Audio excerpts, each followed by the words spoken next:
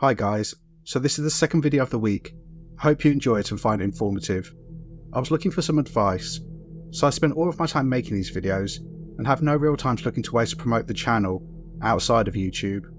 If anyone has any advice on how to spread the word about the work that I do, I would really appreciate it. So please leave suggestions in the comments section. Also, just a reminder to check out my second channel, Tales of Tragedy. Don't worry, I won't promote it at the beginning of every video, just trying to get it off the ground. Finally, as the perpetrator of this case shares a surname with one of the victims, I'll use her first name throughout. Anyway, on with the video. On the 22nd of August 2005, Onondaga County Sheriff's Department in the state of New York received the following call from a woman called Stacey Castor, who was concerned about her husband, who she said had locked himself in their bedroom and was refusing to come out. My husband has locked himself in our bedroom for the last day. Friday night we got into an argument and he was aggressive, but he wasn't violent. Okay, don't cry. We're going to check on him, make sure he's okay. Maybe he's depressed. Are you guys going through something right now? Well, his father died a month ago and he's been kind of weird acting the last month. Police arrived at the couple's home in the village of Liverpool and after forcing the door, found 48-year-old David Castor dead, sprawled across his bed, having apparently ended his own life by drinking antifreeze. Stacey put in quite the performance, screaming when she found out that her husband had passed away, but it was all an act. Stacey had murdered David, and this was not the first time she'd killed. She'd poisoned her first husband, Michael Wallace, again with antifreeze, who had died just 5 years earlier. However, this may not have been the only person she killed before this point. There are suspicions that she also killed her own father in 2002. With regards to the murder of David, the police were suspicious, and when the walls started to close in on Stacey, this devil in human form tried to kill her own daughter and frame her for the murders. Stacey Castor's level of evil, complete inhumanity, and willingness to kill those around her, including her own children, means she fully earned the Black Widow moniker used to describe her in the media. Welcome to Evil Among Us.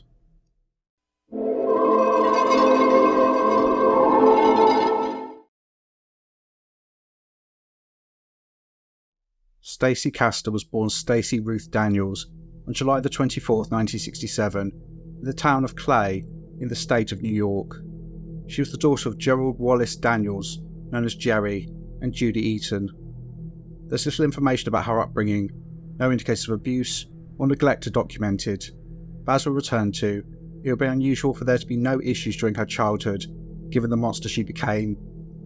Judy Eaton described her daughter as an ambitious and inquisitive child, and that, quote, Stacey was intelligent, she always wanted to be a paralegal or a lawyer. Stacey herself described being, quote, very stubborn and headstrong, even as a kid, so my mum had her work cut out. However, despite her aspirations, in around 1984, at the age of 17, Stacey met a 23-year-old man called Michael Edward Wallace, who was born on the 16th of September 1961 in the city of Auburn in New York State. According to Stacey, speaking years after his death, it was love at first sight, and quote, I knew 5 minutes after I met him that I was going to marry him. Michael was initially a bit of a hellraiser, who liked to drink, and combined this with driving, meaning he spent some time in prison for DUIs. However, the birth of the pair's first child, Ashley, in 1987, seemed to calm him down, and he settled into family life.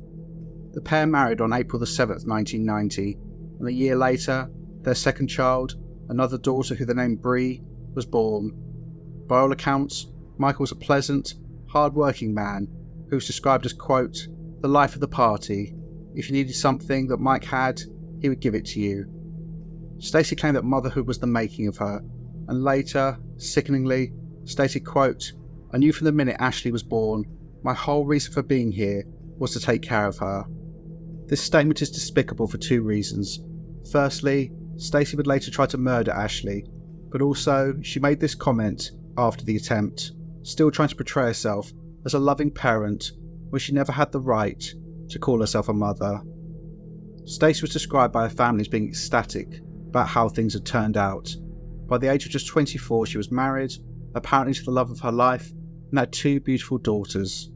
However, less than 10 years after getting married to Michael, she would murder him. Eventually, Michael got a job as an engineer for an air conditioning company, and Stacey, apparently having given up on her aspirations of a career in law, worked for an ambulance dispatch company. Stacey worked during the day and Michael at night, so they didn't see each other very often. Despite the pair both being employed, the family never had any money, and this added to the estrangement between them. It's rumoured that by 1999, both were having extramarital affairs. During the same year, Stacey had told her friends that she was thinking about divorcing Michael. In late 1999, Michael began to suffer health issues, and this included nausea, fatigue, and a feeling of intoxication despite him not drinking alcohol. Michael went to the doctor, who simply put his symptoms down to an inner ear infection. However, in reality, Michael Wallace was being poisoned by his wife using a combination of rat poison and antifreeze. Antifreeze is a liquid that is added to water in an engine's cooling system in order to lower the freezing point so that the water will not freeze during winter months. It has other benefits, but that is the main one. It's usually made up of a chemical called ethylene glycol, which is a colourless, sweet-tasting liquid. It's highly dangerous, hence why manufacturers now, although not at the time we're talking about, always add substances that make antifreeze taste bitter to avoid accidental and deliberate poisoning. One of the first signs of ethylene glycol poisoning is the feeling of being drunk, exactly what Michael Wallace was experiencing. Ethylene glycol is toxic to the body and damages, amongst other things, the central nervous system, brain, lungs, liver and kidneys. It can lead to shock, organ failure, and death. It's a horrible way to die, and without treatment, death can take as long as 72 hours to occur, and in this time, an individual would suffer increasingly severe and terrifying symptoms, including severe vomiting and abdominal pains, as well as seizures. Consuming just 120 millilitres of antifreeze is enough to kill an average-sized man. Those who survive ingesting antifreeze can be left with irreversible, life-limiting health issues such as renal failure, loss of motor skills, and impaired eyesight. In worst-case scenarios, a person can be left completely blind and paralysed. Suicide by drinking antifreeze does occur, but it's extremely rare, likely due to the horrific and prolonged death this person would suffer using this method. How long Stacey was poisoning Michael for, and what quantity of antifreeze she was administering is unclear, but on the afternoon of Tuesday, January the 11th, 2000, Ashley, aged 12 by this point, found her father unconscious and she was unable to wake him. Paramedics rushed Michael Wallace to the hospital, but he was declared dead. Stacey Castor was told by doctors that his cause of death was uncertain, but it was suspected that he died from a heart attack. That was good enough for Stacey, and whilst at least one of his relatives wanted an autopsy, she refused, and Michael was quickly buried. Michael's death surprised a lot of people. He was a fit and healthy man, and so, in order to cover her tracks, Stacey claimed to everyone that he had a history of ill health and had been struggling with alcohol and drug addiction. This lie, Stacey continued right up until the end. In reality, when Michael's medical records were checked, he'd never had anything worse than a hernia. With regards to his issues with substances, I cannot comment, but Michael specifically went to the doctor because he was suffering symptoms associated with alcohol intoxication when he hadn't been drinking. That doesn't seem like the behaviour of a man who had problems with alcohol. Potentially Michael was drinking and using drugs. This doesn't mean he deserved what happened to him. He was, by all accounts, a good man who never harmed Stacey or the children. It's important to reinforce this for later. So, after just under 10 years of marriage, 32-year-old Stacey was a widow with 2 children. Due to the death of Michael, she received a $55,000 life insurance payout and got on with her life. She was soon on the hunt for another victim, and just a year later, she would meet a man called David Castor, who just a few years later, she would also murder. David Wayne Castor was born on the 12th of June 1957 in the city of Syracuse and had been married once before to a woman called Janice Farmer, with them having one son, David Castor Jr., before they separated and divorced in around the year 2000. How Stacey and David met is unclear. Some reports indicate they met through a mutual friend. Others state that Stacey was hired as the secretary at David's heating and air conditioning company, but regardless of how they met, they soon began a relationship. David was described as responsible and hard-working by those who knew him, a man driven by making his business a success. He was not interested in partying and prefers to stay at home. His heating and air conditioning company was successful. It hadn't made him rich, but it enabled him to provide for Stacey and her 2 children. Initially, the children and David didn't get along. They were grieving the death of their father and were now confronted with a man who was trying to replace him. It seems as though David didn't help the situation, as he apparently told Ashley and Bree that he already had a son and was not interested in being their father. He also liked to boss them around, and therefore, when David and their mother got married on the 16th of August 2003, neither child was accepting of this. It seems that their relationship with David did get better by around 2005, but Bree, and especially Ashley, were not close to their new stepfather. Look at it from their perspective. Their mother had begun dating a man around a year after their father's death, and she had remarried 2 years after that. Whether they disliked David himself or the situation generally is unclear, probably a bit of both. Stacey would later exploit this difficult relationship between David and the children, especially Ashley, to try to wriggle out of her crime. Again, as with Michael Wallace, it's important to point out there's no evidence of David being violent in the home. However, there are conflicting accounts of the quality of the relationship and the closeness between the pair.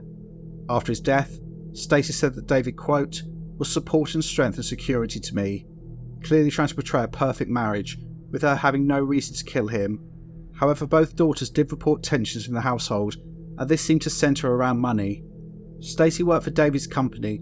This apparently gave him more free time to spend his money on his hobbies, including motorcycles, snowmobiles, and jet skis. According to Ashley, this would lead to arguments, with Stacey being forced to pay the bills and manage the household.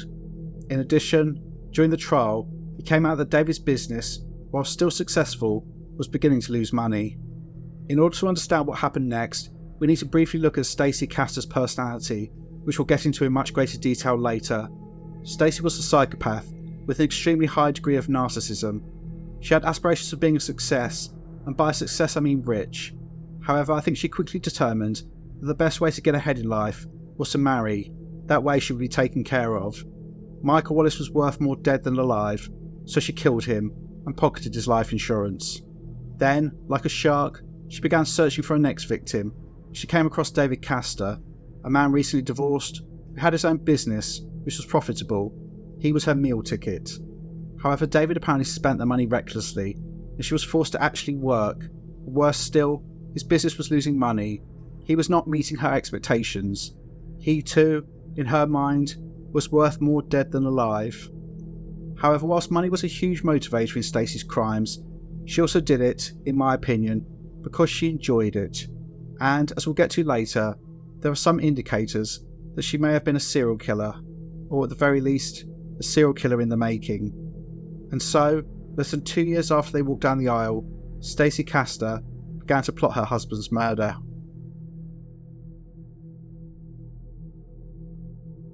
The crimes of Stacey Castor demonstrated that she thought she was a criminal mastermind, but luckily for the police in the long run, she was mind-numbingly stupid and made more desperate and disturbing decisions as her plans fell apart. Stacey did show one bit of cunning when in July 2005 she saw an opportunity to get rid of her husband, David Castor. During this month, he lost his father. The two were very close, and the loss hit him hard, and David fell into a depression. Stacey began spreading rumours that David was becoming more despondent, violent, and aggressive, and that he was drinking excessively, subtly implying that he might be suicidal. On Friday the 19th of August 2005, Stacey laced a drink of soda with antifreeze and gave it to David.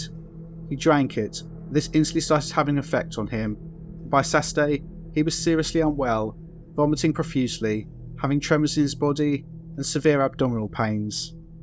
By the end of Saturday, David was semi-conscious, but still clinging to life. Stacey poured the antifreeze into a glass and tried to get David to drink it by holding it to his lips, but he couldn't open his mouth and it dripped down his chin. So then she got a turkey baster, sucked up the lethal liquid and squirted it into David's mouth. She then threw the baster into the rubbish, a vital clue that would be used against her later. On Monday the 22nd of August 2005, David Castor died from the lethal dose of antifreeze he'd been forced to ingest. This was a terrible death. The scene where he was found was covered in vomit, showing that he'd suffered for hours, likely days before dying, probably in a state of terror, not knowing why his body was shutting down. When she was sure that David was dead, Stacey staged the scene. She put a glass of antifreeze and a glass with remnants of whiskey on the bedside table, and then locked the door. Then, and only then, did she call 911. I'll replay the portion of the call she made, which I opened the video with, but then add an important additional admission she made. But listen to the words she uses, how she tries to portray David. My husband has locked himself in our bedroom for the last day. Friday night we got into an argument. He was aggressive, but he wasn't violent. Okay, don't cry. We're going to check on him, make sure he's okay. Maybe he's depressed. Are you guys going through something right now? Well, his father died a month ago, and he's been kind of weird acting the last month. Friday night he got heavily intoxicated. So Stacey is trying to portray David as mentally unwell, suicidal, aggressive and drunk. This was to imprint the word suicide in the minds of the attending police officers, but also to dehumanise David and make her seem like a victim.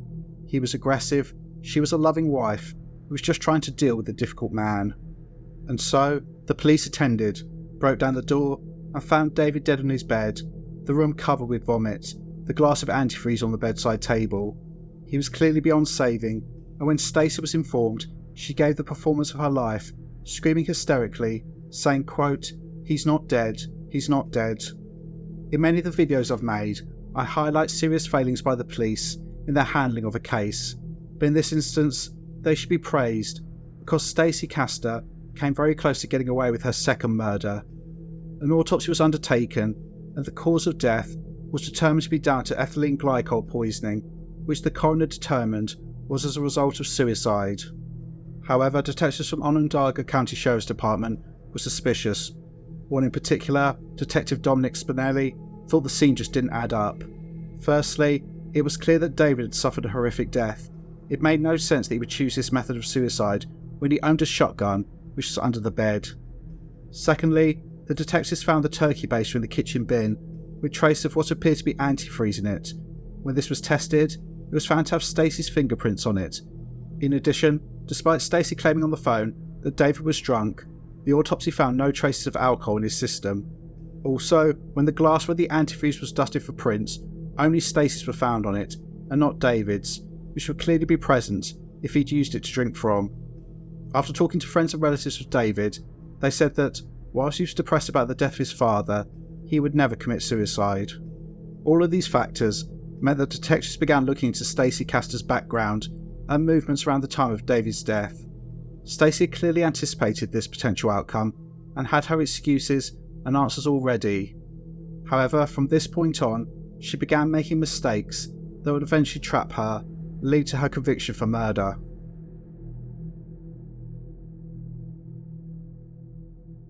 Initially, Stacey was spoken to, simply to gain an understanding of the days leading up to the death of David. Again, it was clear that her intention was to portray him as unstable and aggressive to increase the chances the police would believe not only that he ended his own life, but also that she was a woman who was at breaking point due to the behaviour of an abusive partner.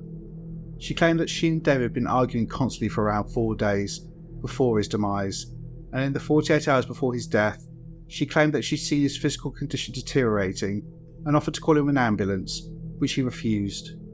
She stated that David had become aggressive, telling her, quote, "Get out, leave me alone, get the fuck out of my house, get out with your kids, this is my house, and I bought it before you knew me." However, the thing that stood out the most during the interview was Stacey's repeated mispronunciation of the word antifreeze. She referred to it as antifree.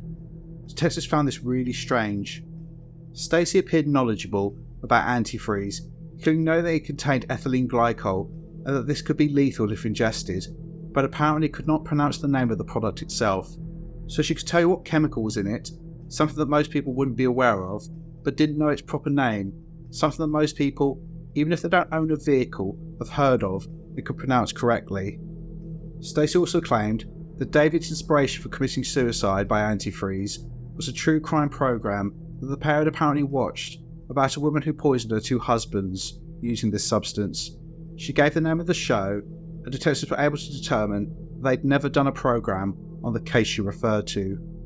Detectives were still unconvinced and were even more concerned when they looked into Stacey's background and became aware of the death of her first husband, Michael Wallace.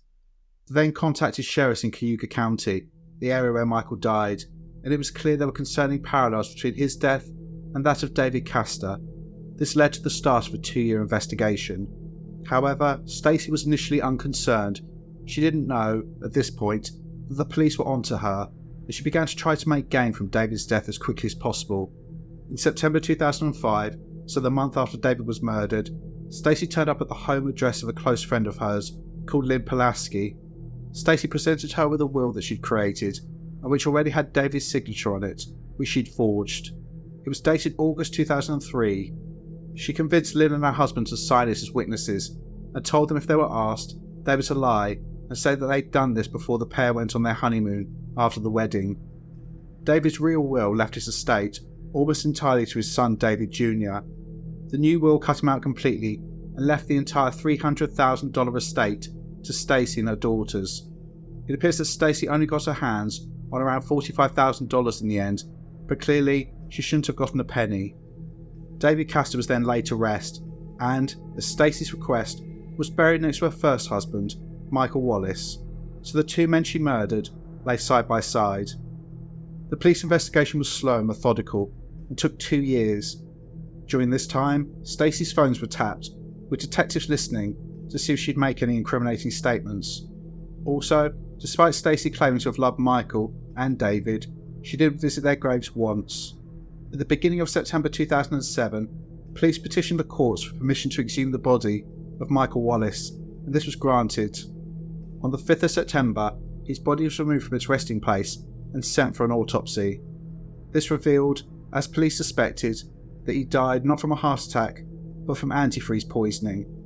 2 days later, Stacey Castor was brought in again and questioned on suspicion of double murder. She denied everything, but her cool and calm demeanour was a front. She was terrified. Her plan was coming apart, and the walls were closing in, and she began making more mistakes. She was asked why only her fingerprints were found on the glass next to David's bed, which contained the liquid that killed him, and she responded, quote, "When I poured the cranberry juice, you're confusing me." She then asked for a lawyer and for the interview to be terminated. There was not enough evidence at this point to hold Stacey, and she was released. Stacey Castor then made a move that no one could have predicted, and which shows her absolute depravity and level of evil. She attempted to kill her own daughter Ashley and frame her for both murders. Likely from the day that Michael Wallace's body was exhumed, on the 5th of September 2007, Stacey Castor was planning her next move. She knew what the autopsy would show. She knew this would mean the police reached the obvious conclusion that she'd murdered both of her husbands. She needed a plan to get out of this. She needed someone else to pin the murders on, and she decided on her and Michael Wallace's daughter Ashley, who was 20 years old at this point. She would make it look like Ashley had taken her own life and left a note in which she confessed everything. Stacey got on the home computer and began writing the note. Several drafts were found later when investigators examined it. It was clear that these were written when Ashley was at college. Stacey also obtained medication, specifically Ambien, which treats insomnia, and Ritalin, which is used to treat attention deficit disorder and narcolepsy, and she crushed these up. I believe she also crushed up cocodamol and sleeping pills. By Wednesday the 12th of September 2007, the plan was ready. The wiretaps caught the conversation where Ashley was invited over to have a drink with her mother that evening. When Ashley arrived, she was given a drink by her mother, inevitably laced with drugs, and she eventually passed out. However, the amount she was given was clearly not enough to kill her. Ashley woke up the next day with a hangover, got up, and went to college before returning home that evening. When she returned, Stacey again offered her daughter a drink, which was laced with a lethal dose of prescription medication. Ashley later recalled, quote, "My mother invited me to get drunk, to celebrate my enrollment in college. My mother made me a cloudy drink of vodka, orange and Sprite that tasted horrible, but I drank it anyway because I trusted my mother. Later, she gave me sleeping pills. I'd felt terrible after drinking and felt like I was in a tunnel." Ashley then went to lay down, and early the next morning, Friday the 14th of September 2007, Bree Wallace found her sister unconscious and barely breathing in her bed. She couldn't rouse her and told her mother. Stacey must have been furious that her plan was again falling apart, and more so when she found out later that Ashley was just 15 minutes from death when her sister found her. If only she could have been discovered a quarter of an hour later, Ashley would have been dead, and in her mind, she would have been in the clear. However, Stacey was forced to call 911, and this is part of that call. My daughter, I believe, has taken some pills. Is she conscious? Yes, she's more okay. I'm leaning over her. Ashley is having trouble, I think. It sounds like there's something in her throat. Ashley. Whilst attending to her sister, Bree found a typed suicide note near Ashley's bed, which, after reading the first few lines, she passed to her mother, who acted shocked. This note, written by Stacey and placed next to her daughter while she was dying, was apparently Ashley's suicide note and a confession to her murdering not only David Castor, but also her own father, Michael Wallace. I want to read out the note in full and see if you pick up on the things that I did. I had to leave out a few words at the end, as they're difficult to read from the poor quality copy I found. It doesn't have a single full stop or comma, but I've included these to enable me to read it aloud without passing out, for the note to make sense as much as it can, but also so you can follow it on the screen. However, I've kept in grammatical errors and spelling mistakes. I will read it as it's written to show how ridiculous it is. So the note reads, quote, "Mummy, when you read the letter, just remember I love you, and everything I did is because I love you. I'm sorry all of this is happening to you, but now everyone is going to know what really happened, and they know it wasn't you, it was me. No one was ever supposed to know about Daddy. I told you when Daddy died it was all my fault, and it was. Daddy was doing things you never knew about. He was drinking when he was at Pick and Pull house, and at Lisa's house. He was smoking pot again too. I saw him. He was mean to you and me, and he only ever loved Bree. I couldn't let him do these things to you anymore. You think I don't remember how things were, but I do. I didn't want to ever live like that anymore. It wasn't fair to you or me. Daddy wasn't going to be good to you or be ever only Bree. I couldn't stand it anymore. The cops said there was antifreeze in Daddy's body, but did they tell anyone about the rat poison too? When I got home from school that day, I knew what was going on. Daddy was barely breathing. I knew he was going to die. That's why I didn't call you for help or anyone else. I want to make sure he couldn't be mean to you or me anymore. He died before I went to pick Bree up from school. I watched him and I knew he couldn't hurt you anymore. We were happy for a while, just the three of us, and then you married David, and he was mean to you too. He was mean to all of us, meaner than Daddy. I knew you loved him like you loved Daddy, and you were going to let him treat you like he did, and you wouldn't leave. It wasn't fair, Mummy. He didn't love you or me or Bree. I never thought anyone would miss David. No one but you loved him. It was harder than with Daddy, because you're always home or with him, but it did it. I made sure he would never hurt you anymore. So that Friday, when David came home, so he could go to the post office, is when I first did it. It was easy. I asked him if he wanted to drink, and I put the antifreeze in his glass with some soda. He drank 2 whole glasses. That was it. Only it took longer for David than for Daddy. Once I put the antifreeze in Dad's Gatorade, it only took a day or so, and that's when he died. When he died, you were sleeping on the couch, and after David locked himself in the room, I got the extra key because I knew where he hid it, and I put stuff in the room. I tried to get him to drink some of the booze with the dropper thing, but he was gout of it, and wouldn't. I poured the antifreeze in the glass, and on the floor, and left the bottle in the room. Then I put the gloves back in the kitchen, and got ready for work. You never knew, and know all these cops are saying all of this stuff about you, to everyone you know, and love, Mummy, it's just not fair. When you told me they dug Daddy up, I knew what was going to happen. No one was ever supposed to know, Mummy, and now they do, and they think you did it, but you didn't. It was me. When the cops came to my school today, I thought they had figured it out, and I was going to go to jail, but they didn't take me, Mummy. I can't live like this, and watch what they are doing to you. Not anymore. But I can't go to jail for the rest of my life. I can't put you through that. I did the only thing I knew to help you, Mummy. I know you hate me for doing what I did, but Mummy, remember, I love you more than anything. I did it for you, and for us. Please forgive me. Someday when all of this is over, please forgive me. Make sure you take care of Bree. She is all you have left now. Remember how happy we were together, and you will be happy again. Tell Bree to be a good girl for you, and I love her now too. Please don't hate me. Remember I love you. Ashley. This note would be funny if the case was not so serious, so the police were able to show that this note was written whilst Ashley was not even at home. However, even without this forensic link, this note is ridiculous on so many levels. Firstly, Ashley was by this point a 20-year-old woman who was in college, but apparently had absolutely no command of the English language, also called antifreeze anti-free, and didn't know what a full stop or comma was. Also, this note seems like it was written by a 6-year-old in terms of the tone, her repeatedly saying, "He was mean to you." It's like something a small child would say when they had an argument with their sibling. Whilst notice is apparently Ashley's confession to murdering her own father and stepfather, she shows no remorse for ending 2 people's lives. Instead, the note is clearly intended to make Stacey Castor seem like the real victim, and Ashley only did what she did because of how mean both men were to her. She apparently ended up taking her own life because, again, people were being mean to Stacey, this time the police.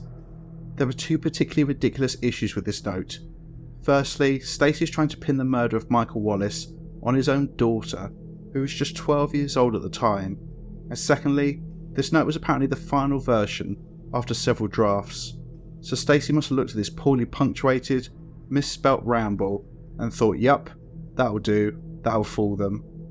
When the paramedics rushed to the house to try and save Ashley's life, it's reported that Stacey was far more concerned about thrusting the apparent suicide note into their hands than the welfare of her own daughter.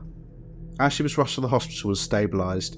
When she woke up the next day, she was confronted by detectives in her room, who asked her whether she tried to take her own life, or whether she had in fact killed her father and stepfather.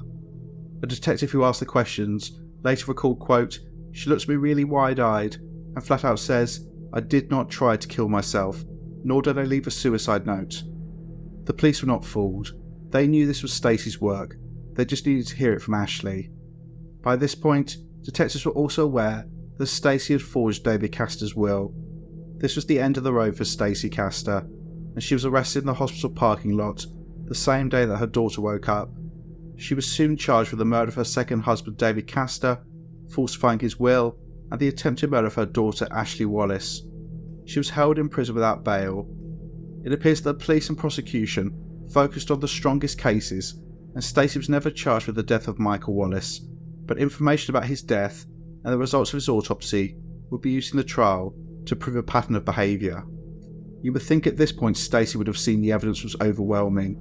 She had no way out, but she was determined to plead her innocence until the bitter end. In 2008, she gave an interview whilst awaiting trial, and I want to play a short clip from this, where she continued to blame Ashley for the murder she committed. Your mother asked you, did you murder your husband? Yes, she did. She asked me that question, and no, I didn't. It may be easier for people to decide that I did it because I'm the mother and I'm 40 years old. But kids do things like that.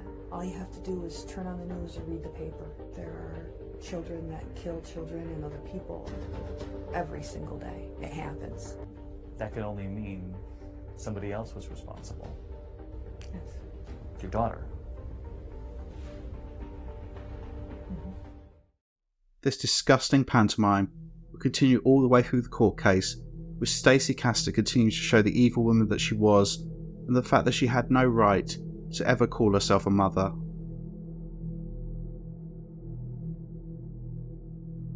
Stacey Castor's trial began on January the 13th, 2009. Her defence had not changed at all.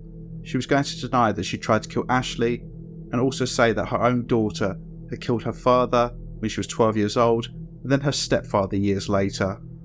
Ashley had to sit, listening to her mother calling her a double murderer. The betrayal in this case is so despicable, it's almost beyond words. Stacey showed no emotion at any point during the court proceedings. Both Ashley and Stacey gave evidence at the trial, along with many others, who I'll mention later. I want to play excerpts from the prosecution's cross-examination of Stacey, as it's interesting watching her get destroyed. Mrs. Castor, in the 3 letters that we have in evidence here that you wrote to Lynn Pulaski, How many times do you recall referring to your daughter Ashley? Probably a lot. And how many times in those letters did you tell Lynn that you still love your daughter Ashley? I don't know. How about not one single time? Does that sound correct? Could be. Could be. Could be that you referred to her very negatively, didn't you? I'm sure I did. That's right, because she killed, after all, your two husbands, didn't she? Yes, she did. She did. Let's talk about that. Let's talk about a list of reasons why Ashley killed. We'll start with Michael Wallace, her own father. If you had to put these on a list for the jury, let's start with reason number one. I don't know. No, I'll overrule it. Go ahead. I can't give you a reason why she would do it. So if I give you 10 reasons, we're going to start at number one, and number one is I don't know. Did anybody in the year 2000 know Ashley Wallace better than you? Probably not. Did anybody in the year 2005 know Ashley Wallace better than you? Probably not. And you, as you just said, have been in jail for 16 months for a crime you claim you didn't commit, correct? That's true. And your answer to this jury, when I ask you to give them the number one reason why Ashley Wallace killed her own father with antifreeze and then stuffed rat poison down his throat, your answer is, I don't know, correct? That's correct. Let's talk about your testimony from yesterday, and then we'll talk about some other things. First of all, for historical perspective, tell me Ashley's birthday. July 6, 1987. So at the time of her father's death, she was 12. Correct? And you indicated to this jury that Michael visited a doctor in December of '99. Do you remember how he got there? No, I don't. Did you take him? No, I did not. I was at work. Did he complain to you about his health in December of '99? The weekend before he went to the doctor's, he said that he was feeling dizzy and nauseous. Okay. And you claim that you made an appointment for Michael on Wednesday. I called on Tuesday, and the appointment was for Wednesday. Can you explain to the jury why there's absolutely no record of that? Objection, Judge. No, I'll overrule it. Go ahead. He did not go to the appointment. Why would there be a record of an appointment that he didn't go to? Because doctors' offices, if you're going to ask me a question, take down records of phone calls and appointments. Can you explain to the jury why there's absolutely no record of any appointment for Michael Wallace? There was an appointment made for Wednesday morning. Well, I didn't ask you that. I asked you if you could explain to the jury why there's no record of that. I do not work in that office. I can't I'm answer going to that. overrule it. Go ahead. Could it be because that's a lie? No, it's not. Okay. Now, Ashley and Bree stayed home on the Monday before Michael died, correct? Yes? The two preteens had enough sense to realize that their father was sick and they wanted to stay home with him. Isn't that right? No, that's not right. And you went to work on Monday. Yes, I did. And what kind of shape was Michael in on Monday? The man who was the love of your life. He wasn't feeling well. He had been complaining of being dizzy and nauseous. Did you hear Dr. Stopper's testimony about the stages of antifreeze poisoning? Yes? And did you hear about the agonizing way someone dies under those circumstances? Yes? About how they can't walk, they can't talk, they get dizzy, their kidneys shut down, they're in extreme pain. You heard all that? Yes, I did. You didn't see any of that on Monday, did you? Michael was talking fine. He spoke to me before I left. That's your definition of okay, right? Eyes open and breathing. That's what you told us yesterday when you were talking about your second husband, David. So under your criteria, his eyes were open and he was breathing, so he must have been okay. He was talking to me, interacting with me. And your two daughters knew that he was sick. We all knew he was sick. You knew you were the adult, though. Yes? Okay. And you you didn't see any other signs other than what you've already told us about Michael's sickness. No? Now, where did you keep the rat poison in your house in Weedsport? There was a box of decon out on the back porch in the back of the house. Now, did you hide that from your children to keep them safe? No, they were old enough to know what it was. They were old enough to know what antifreeze was too? Yes. Ashley used antifreeze a lot when she was driving her car back in 2000? Objection, Judge. Overrule. No. And so the rat poison, did you have mice in the house or rats? On the back porch, yes, there was evidence of mice. Okay. And so your testimony is that Ashley knew where that was? Yes. So when she testified, she had no idea about that. That was incorrect on her part? Yes. Okay. Now, would you agree with me that a 12-year-old that kills her own father with antifreeze and rat poison to hurry the process along, would it be fair to characterize that person as a psychotic monster? Objection, Judge. No, I'll overrule it. It's a person who has some problems. Well, you know, I get up in the morning and I got to shovel my driveway. That's a problem. I'm talking about a psychotic monster type problem. Would you agree with me? No, I'm not going to, I would not define anybody who has a mental illness as a psychotic monster. Oh, so Ashley has a mental illness. If anybody could do that, I would say they did. Okay, now we're making some progress. So Ashley has a mental illness. How would you characterize the mental illness that Ashley had when she was 12? I didn't say Ashley had a mental illness. You don't think Ashley has a mental illness? I did not say that I thought Ashley had a mental illness. Okay, well, let me ask you now. Do you think that when she was 12 years old, Ashley had a mental illness as you sit here today? I can't answer that. You think she killed Michael, Yes. and it wasn't just, I came home, I lost my temper, I hit him with a frying pan, and oh my God, he's dead. This was a long time periodic poisoning of her own father, correct? Objection, Judge. Overruled. Correct? Yes. And then we've heard medical testimony that apparently the killer wasn't satisfied with the progress they were making, so they jammed some rat poison down the guy's throat, correct? Objection, Judge. That's not the testimony. I'll overrule it. Correct? I believe that's what they said, not in those words, but yes. Okay. So that person has got to be seriously ill, mentally ill in your opinion. Yes. At 12 years old, right? She was 12, yes. Now, tell the jury what signs you saw of this aberrant, serious, psychotic mental illness. I didn't use those words, but there was a change in Ashley when her father died. She would. No. She didn't get psychotic after she killed him. She had to be psychotic before she killed him. What signs did you see of that mental illness? None. How about from the time up until David Castor's death? What signs did you see Of Ashley? of Ashley's mental illness? As I said, after Ashley's father died, she had withdrawn. She became distant. She spent a lot of time alone. Wow, that sounds really weird, doesn't it? A girl, a 12-year-old that lost her father, she got withdrawn? Was this an increase in the mental illness that she was suffering from? You asked me what I observed, and I am telling you. Go ahead. Okay. She was withdrawn. For a long time, she just did not participate in life in general. When we moved to Liverpool, it became even worse. And then you got her on Ritalin and she got better. No, Ashley was put on Ritalin in the 4th grade. Ashley had been on Ritalin until she graduated high school. Okay. So there wasn't any other trips to a doctor to get her medication or get her mental health, was there? Ashley had a counselor at school that she spoke with. Why don't we do this? Let's start with the top 4 things that Ashley Wallace did wrong in her life according to her mother.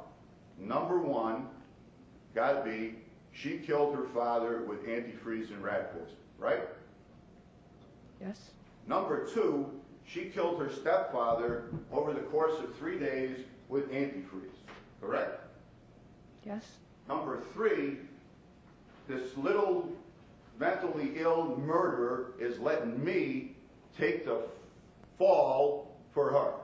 And when she tried to kill herself and came to, she lied about it and said she really didn't try to kill herself. That's number 3, right? Yes? What's number 4? I don't know. I mean, did she like kill the family dog or something, or set the bathroom on fire, or I'll overrule it. what's number 4? Well, actually, Ashley did set our house on fire and when we lived in Weedsport. We forgot to tell us on yesterday she's an arsonist. Okay, now we have number 4. When did she commit this arson? When we lived on Bell Street, she was smoking in the bathroom and threw a cigarette butt into the garbage can that caught the house on fire.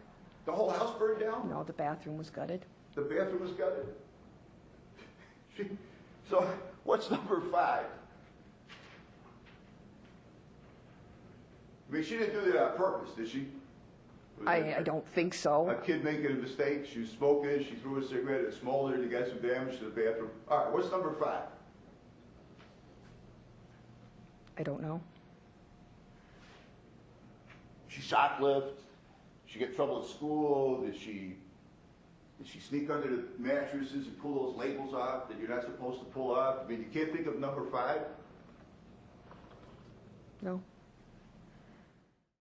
Did you tell Detective Lashinsky about David? He also told me that he did not want to die alone and he was worried about his death. Did you tell her that? Yes. He also told me that he did not want to be buried without his companion. Is that what you told her? Yes. David also stated that he was concerned about what I was going to do or if I would live with my kids when I was older. Did you tell her that? Yes. And that's what David told you, right? Yes. And then you told her that on page 4 that David was seeing a psychiatrist. He had previously seen a psychiatrist, not while he was with me. I know that David was seeing a psychiatrist after his ex-wife Janice left him, right? That's correct. You told Detective Lashinsky that. Yes. And then you said, he told me that he had lost his will to live at that time. After his ex-wife left him, yes. So, you were telling her that this must have been a suicide, right? No. And then the police, some of them thought it was a suicide, right? I don't know what the police thought. So, in 2000, when Michael died, and you told him that he had heart disease in his family, and they said it was a heart attack. Now it's 2005, and you say, well, David was talking about dying and where he was going to be buried, and then that was ruled a suicide, right? I didn't have any control over who ruled what. Well, I didn't ask you whether you ruled it a suicide. It was ruled a suicide, right? Yes. So, isn't that an amazing coincidence, Mrs. Castor? That a guy who's thinking about suicide is being murdered at the same time? I mean, did you ever think about that? I'll overrule it. I never said David was contemplating suicide. Well, you thought it was a suicide, right? Yes. Okay, so now we know he was murdered. What are the odds that a guy who's thinking about killing himself is being murdered on the very weekend that he gets killed? It's like Lou Gehrig dying of Lou Gehrig's disease. It's an unbelievable coincidence. I'll sustain that. Well, how would you characterize it? Objection, Judge, to the form of the question. No, I'll overrule it. I don't know. Now, I want to talk to you about September the 12th, Wednesday, September the 12th. And I want you to tell us... 2007? 2007. Okay. Let's go through your activities for that day. What time did you get up that day? 7 o'clock, approximately. You were home alone, except for the time then you went to Marion's house? No, I was not home alone all morning. At what point were you home alone? I'm not really sure exactly what time Mike left, but maybe 9 o'clock. I don't know specifically, but I wasn't home alone all morning, no. How many times on Wednesday, September the 12th, 2007, were you on the computer? I can't answer that question. I don't know. How many times on September the 12th, 2007, was Ashley on the computer? I can't answer that. I don't know. Why don't you know? You were there with her. Did you see her on the computer that day? I didn't sit in the living room the entire day. I was doing other things in other parts of the house. I can't tell you. She wasn't home from 8 a.m. until you picked her up at school, was she? No, that's correct. Okay. So Ashley Wallace was not on that computer from 8 a.m. until 3:15 p.m. You say that on your oath. Yes. Then from 3:15 p.m., when you picked her up, where did you go? We went to Syracuse. When's the next time you came home? 7 o'clock maybe? 7 p.m. I think around 7, yes. Was Ashley with you? Yes, she was. This is when you started drinking the Smirnoff? That was later, but after 7 we were all home together. Other people were over? Yes. Your computer is right in the living room, easily accessible? Yes, sir. Did you see Ashley at any time from 7 to 9:30 on that computer? Not that I can recall, no. Not one single time. Not that I can recall. So tell me then, Mrs. Castor, how is it that she wrote Exhibit 1 and printed it on your computer? I'll overrule it. Judge, how can she testify to something? Judge, I'm going to overrule go ahead, you have to answer the question. She could have done it at any time. When? I was not always in the living room paying attention to what was happening with the computer. It's a 750-page, 750-word note, Mrs. Castor. When did she write that note in that 7 to 9:30 window that you've now given her? Did anyone know it? Ashley, what are you doing? Oh, it's a suicide note. Let's go have a beer outside. Objection, Judge. You didn't see her do it, did you? I do not recall seeing Ashley on the computer. You were on that computer that day. Not that I remember, no. Not that you remember? The jury didn't believe Stacey's lies, and on the 5th of February 2009, she was found guilty of all charges. Exactly a month later, she was back in court for sentencing for the murder of David Castor, forging his will, and the attempted murder of her daughter Ashley Wallace. Stacey Castor was sentenced to life imprisonment with a minimum term of 51 years before she could be considered for release. She was 41 when the sentence was passed, meaning she would have been around 92 years old before she could have applied for parole. Stacey Castor never admitted her guilt. I've read that both daughters severed links with her, and she never saw them again. However, she wouldn't spend long in prison. At around 8:30 a.m. on Saturday the 11th of June 2016, 7 years into her sentence, Stacey was found dead in her cell at Bedford Hills Correctional Facility, where she'd been serving her time. It was determined that she died of a heart attack. She was 48 years old. By the time of her death, David Castor's relatives had reinterred his body at another cemetery, but Michael Wallace's body remained where it was originally buried. In a final sickening twist to this tale, Stacey was buried next to Michael, the man she murdered, and the inscription on the headstone reads, quote, "Together forever." I mean, can you imagine that? Being stuck forever with your murderer. The most recent image I found of this grave is from 2021, so it's likely that her name still appears next to one of her victims on her headstone.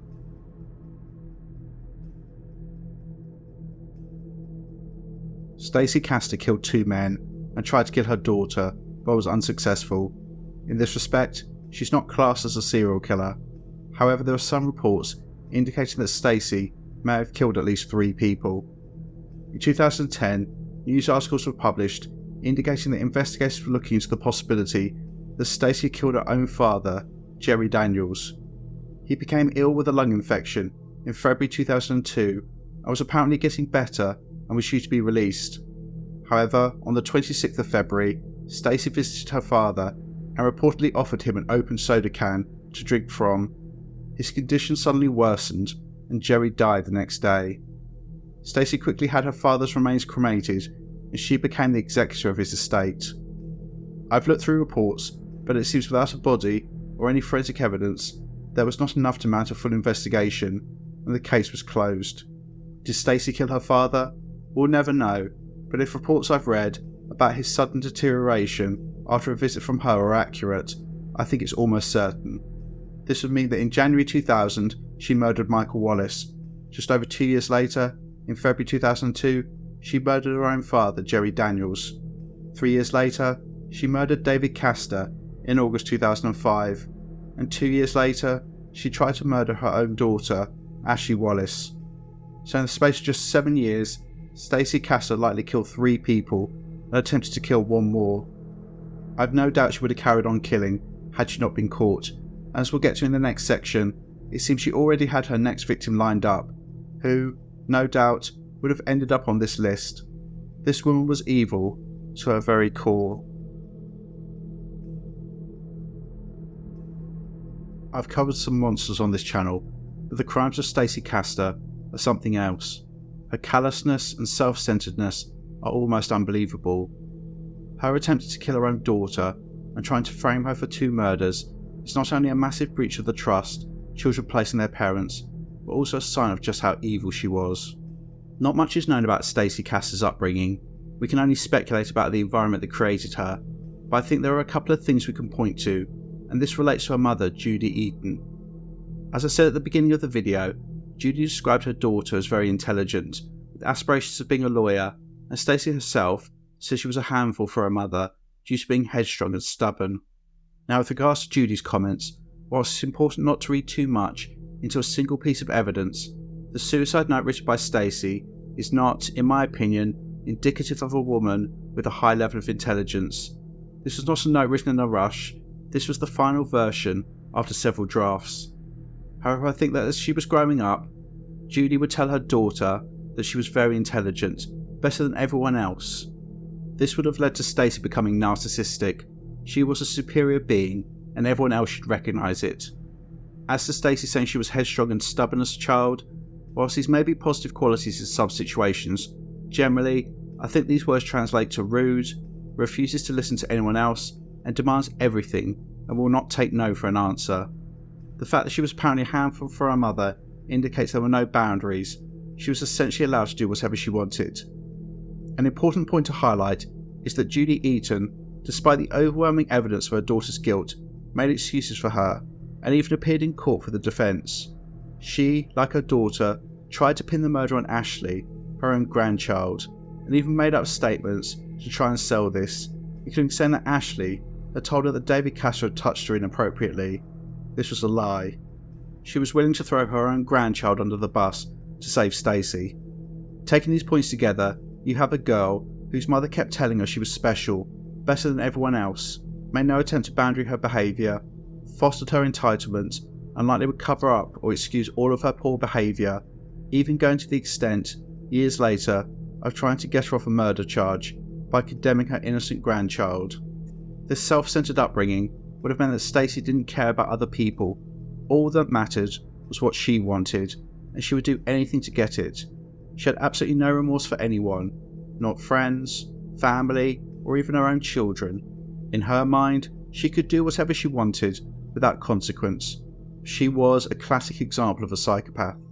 Stacey had ideas of being a lawyer pushed into her head, but it wasn't about being part of a noble profession. It was about the money, the status, having the best things in life. By the age of 17 years old, she likely realised she was not smart enough for these types of jobs, but she still wanted all the trappings that came with them. So she turned to men to gain that security. In her mind, marrying a man would mean that she would be taken care of. I imagine Michael Wallace wooed her with his dreams for the future, becoming rich and opening a business, etc. However, the reality was far different, and as the years progressed and the couple started suffering financially, she realised that Michael was worth more dead than alive, and so she plotted his demise. There's a massive gap in our understanding of Stacey Castor at this point. She knew what she was doing when she poisoned Michael. She knew exactly how to administer poison, which makes you think that this was not her first time doing it. I imagine there were many other people she made unwell along the way while she experimented. And this brings us to another reason why she did what she did. She enjoyed it. I imagine she had, for years, enjoyed the power of making people sick, seeing them deteriorate, knowing they were completely unaware she was doing it. With Michael, she inevitably got some sense of sick satisfaction, telling him he would be okay, seeing the fear in his eyes, holding his hand, knowing that he would not recover, and she would snatch his life away from him. Yes, Stacey Castor made financial gain from her crimes, but we'll never know ultimately which was the greater motivator, the money or the power she could wield from murder. Michael Wallace's murder being undetected was more luck than judgment, as an autopsy would have quickly revealed her crime. However, she did get away with it, and this no doubt added to her feelings of invincibility. She then pocketed the insurance money and went looking for more opportunities. She then, quite likely, killed her own father to make gain for herself, and probably just to prove to herself that she could do this and get away with it time and time again. She was outsmarting everyone. She must have been buzzing. But she needed a new mark, and this is when she came across David Castor. He was a man with a business and money coming in. He was her meal ticket. However, he spent the money recklessly, and she had to suffer the indignity of working to support herself. Then the business began to fail. Again, David was worth far more dead than alive. The only cunning decision that Stacey made was the timing when she chose to kill David. He had lost his father and was suffering emotionally. She thought therefore, if he killed himself, less questions would be asked. However, everything else after that showed her actual stupidity, which contrasted to the lofty opinion she had of herself. She failed to place David's fingerprints on the glass he apparently drank from. She told 911 he was drunk when he wasn't, and she simply threw the turkey baster in the rubbish where it could easily be recovered. I imagine she was shocked when the police questioned her further. How could they question me? My plan was perfect. She then began to unravel. When Michael Wallace's body was exhumed, she knew she was running out of time. She needed to save herself, and she would kill to do this. And so she targeted Ashley. Her trying to kill her own daughter demonstrates front and centre Stacey Castor's psychopathy.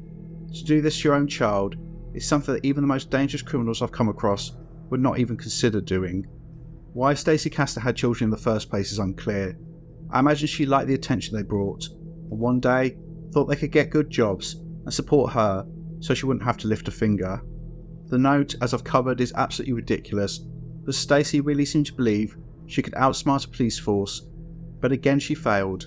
In my opinion, a large part of why she continued this charade up to the trial, I think, was not because she thought it would get her off the hook. She was stupid, but not that stupid, because ultimately she would not allow herself to be labelled a common criminal, a murderer. It didn't matter if she had to victimise her daughter again, or while she could see her sat in the court crying. Her maintaining her reputation, reinforcing the perception that she was better than everyone else, which had been drilled into her as a child, was far more important than anything else. Had Stacey Castor not been caught, she would have killed again. In fact, during her trial in 2009, her new fiancé, a man named Michael Wallace, testified for the defence. He apparently testified that he'd seen pills in the home which Ashley had then used to try and end her life. It turned out that he was lying. I think she considered him a useful idiot, someone she could use to try and get out of the situation she was in. He was her next mark. It's funny really to think, if he had been successful at getting her off the charges, he would have likely welcomed a murderer back into his home with open arms, and no doubt been her next victim. I wonder if in the years since, he's realised how lucky he was to get out of the relationship with Stacey Castor alive when two men had already lost theirs. So, had you heard about this case before? What are your thoughts? Please feel free to leave your comments below. If you like the content, then consider becoming a channel member by clicking the join button. You can also send a one-off donation to support the channel by using the thanks button. Please like, share and subscribe. Take care, and I'll see you in the next one.